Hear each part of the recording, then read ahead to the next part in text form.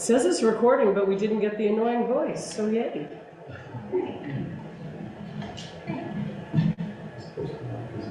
Okay, I do have a tendency to speak very quietly, so if you can't hear me, just give me a wave and I'll amp it up a bit. Okay, so I'm really excited to be here. I'm really excited to share with you about a topic that's close to my heart and something I'm still learning a lot about. We're going to talk about eco-anxiety, how to make sense of it, and what we can do about it. So eco-anxiety, or more broadly, we could think of it as eco-distress, because many of us are probably feeling a lot more than anxiety. Maybe it's ecological grief, grief for losses we've experienced or anticipate in the future, or anger, or fear, or despair, or solastalgia, a word coined to describe the pain of watching a place you love become unrecognizable because of climate change and destructive human action. It's feeling homesick when you're at home because the home you know has been lost forever. You might be feeling helpless or powerless or guilty or betrayed or all of the above.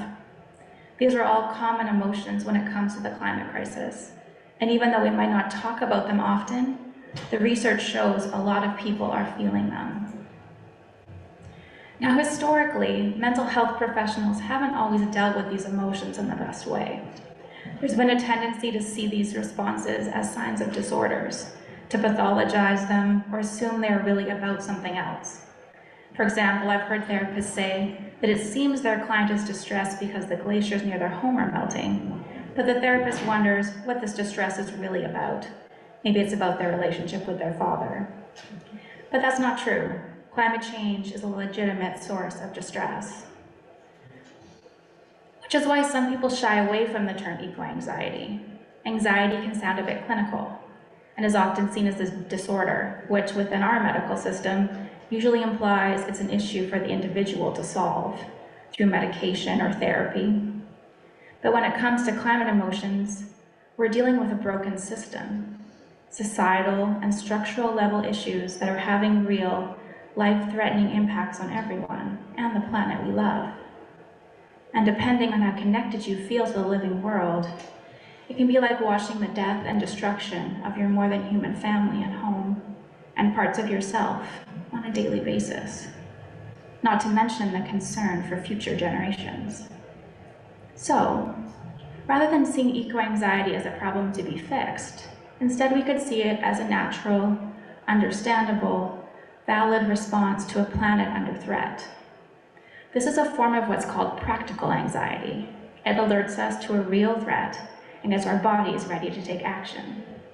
Our brains have developed to quickly respond to dangers in our environment in order to keep us safe.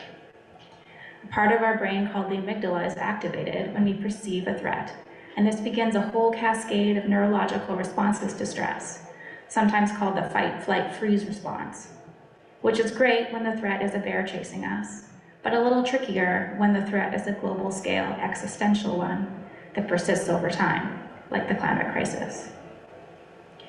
And similarly, when it comes to ecological grief, if we have managed to keep our hearts open amidst all the planet's suffering, we will no doubt be feeling the pain and grief that come with compassion and love for the ecosystems and their inhabitants that we witness being destroyed. Unlike many other types of grief, eco-grief is slow and cumulative and will not end in our lifetimes.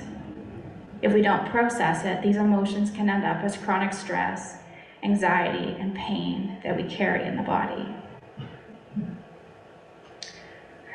But rather than being a sign that something's wrong with us, the presence of these emotions let us know that we have not shut ourselves off from a suffering world, that we are connected to the pain of others, both human and non-human, and that we recognize our interdependence with the rest of the planet.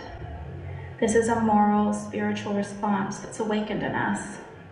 It's soulful caring. So this anxiety or grief or fear or anger is acting as a signpost. It's asking, and depending on how strong the feeling is, it's sometimes loudly demanding that we pay attention to what's going on in our bodies and minds, and to what our bodies and minds are trying to tell us.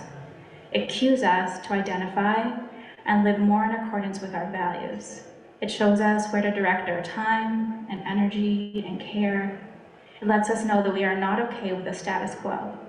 It stops us from falling into complacency. But too much of an emotion can be overwhelming and sometimes paralyzing.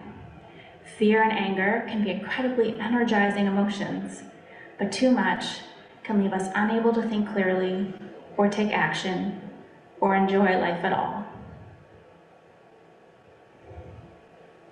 So let's consider what's called the window of tolerance, which is a way of understanding our response to stress. So the red line in the second slide you're looking at is our state of arousal, which includes normal brain and body reactions to adversity. There are ups and downs that come with different emotional states, but as long as we stay within the window, which are those two black lines, we can be engaged, curious, think rationally, and be responsive rather than reactive. In other words, we're able to be effective in the world. Too much stress or intense, difficult emotion beyond what we can handle or that persist over time push us out of that window. When that happens, it can look like anger, panic, intense anxiety, racing thoughts, feeling constantly overwhelmed, an inability to sleep or relax. This is that fight-flight response that pushes us above the top line. Or it can look like shutting down and withdrawing, feeling numb, empty, exhausted, depressed, or paralyzed. A freeze response that pushes us below the lower line. Now there are ways in the moment to help us get back inside the window of tolerance when we find ourselves outside of it. Simple things, like taking a big belly breath, grounding yourself by focusing on your physical surroundings or paying attention to sensations in your body, giving yourself a hug, singing, painting, squeezing a stress ball. There's a long list. But when it comes to climate anxiety, we need more. We also need to grow our window of tolerance so that we can stay engaged, take care of ourselves, and also take action. Another way of thinking about this is to think, how do we build emotional resilience?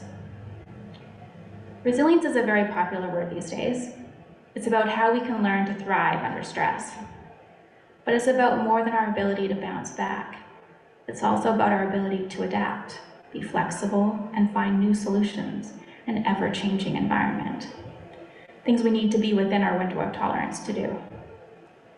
Now, most of us might think of resilience, at least I did, as something that happens within us.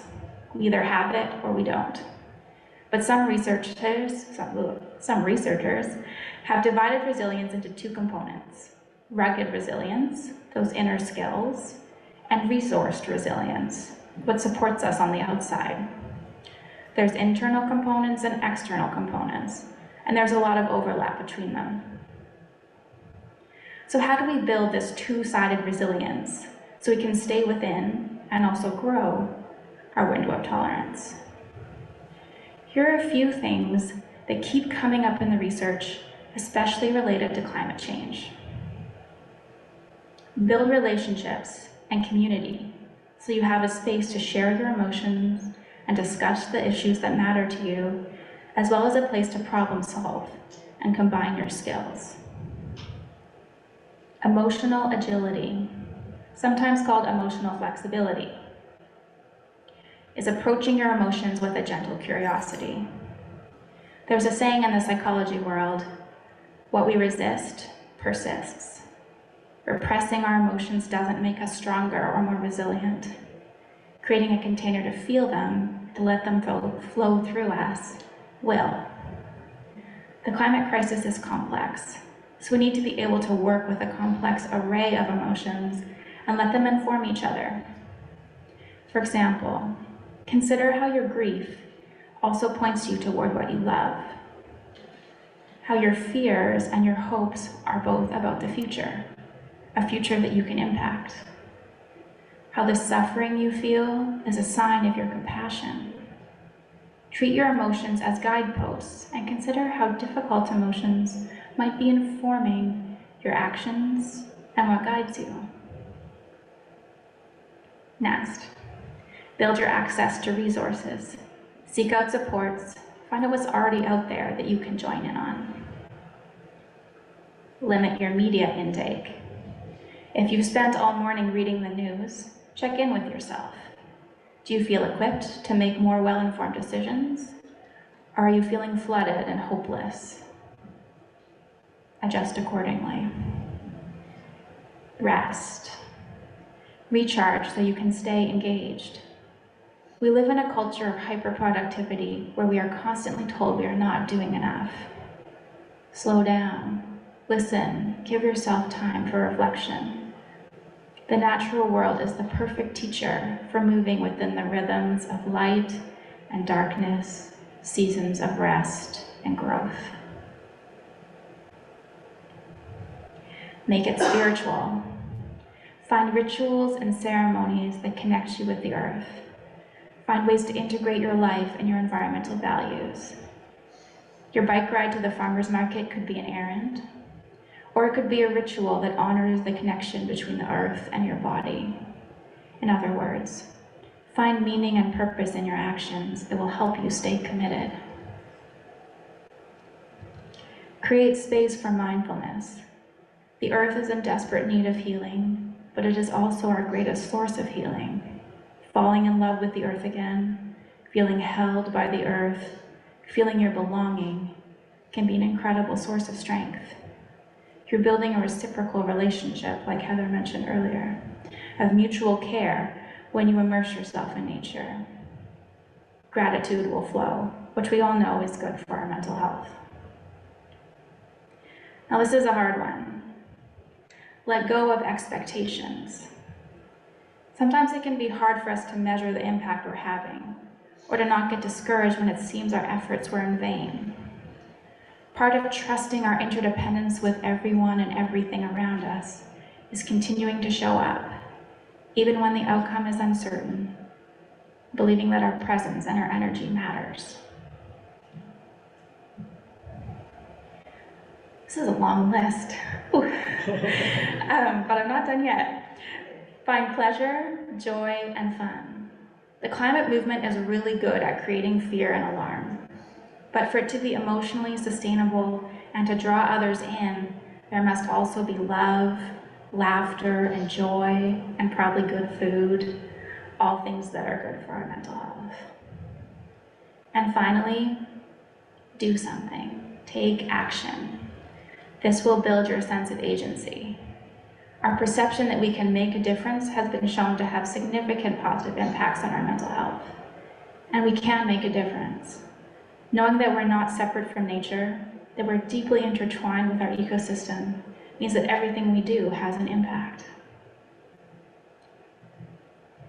Which brings me to everyone's favorite question, including myself. What should I do? Now, I've been searching for a simple, straightforward answer to the question, what should I do, for a long time. And I've come to the conclusion that there isn't one, a straightforward one. Buying an electric car or being dedicated to recycling could be your answers. They won't be everyone's, and alone they're not enough. But just because there isn't a one-size-fits-all answer doesn't mean there isn't an answer. There's a quote I've seen attributed to a few different people, whose names I can't pronounce, that goes like this.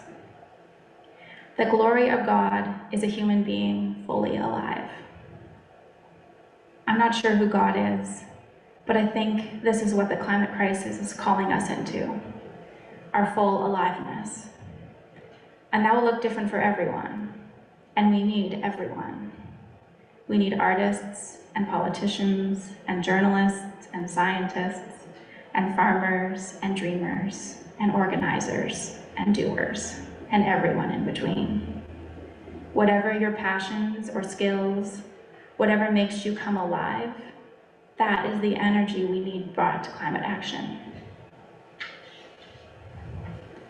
This is a complex, multifaceted problem. It makes sense that we would need multifaceted solutions that address the issue from multiple angles.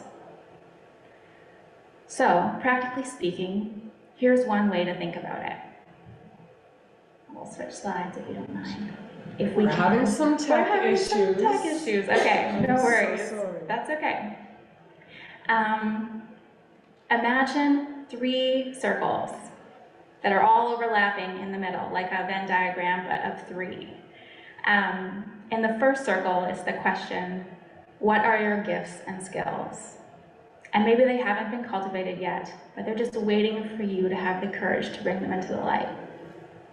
In the second circle, imagine the question, where do you see a need? Chances are there are needs in your own neighborhood, and that can be a good place to start. In the third circle, what brings you joy? And where the answers to those 3 questions overlap, right in the middle, might just be your call to action.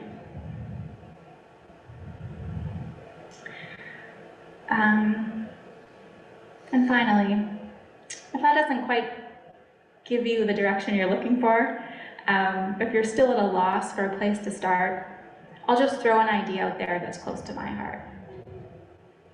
You look to me to be a wise audience, and the climate crisis is suffering from a generational disconnect. A lot of youth think that everyone in older generations are checked out, that they don't care, and that's not true. And a lot of elders see all the youngers as digitally distracted and caught up in consumer culture, and we know that's not true either. Peter's told me a little bit about you, all good things, of course, and from what I've heard, this room is bursting with experience, with hard-won wisdom, with lifelong activists and change makers. Today's youth need you. There's a youth climate movement full of bright minds who are doing the best they can, but they don't have the decades of experience that you do. So what young person could you mentor? Who could you collaborate with? Who could you lend your support to? There are a lot of eco-anxious young people out there, so you probably won't have to look far. So, eco-anxiety or eco-distress is a normative response to a very threatening situation. Those strong emotions are signs that you care, that you're connected, that you're keeping your heart open and paying attention, even when it hurts. We owe it to the planet and to future generations to stay engaged, but we also need to take care of ourselves in the process so we can grow more resilient and keep doing the work we need to do. That work will look different for everyone. Where your skills, your joy, and a need converge, start there. The world we grew up in, the world we grew up with, is gone, and that is deserving of our grief. And we still have a say in the world our grandchildren will grow up into. Every action counts. Thank you.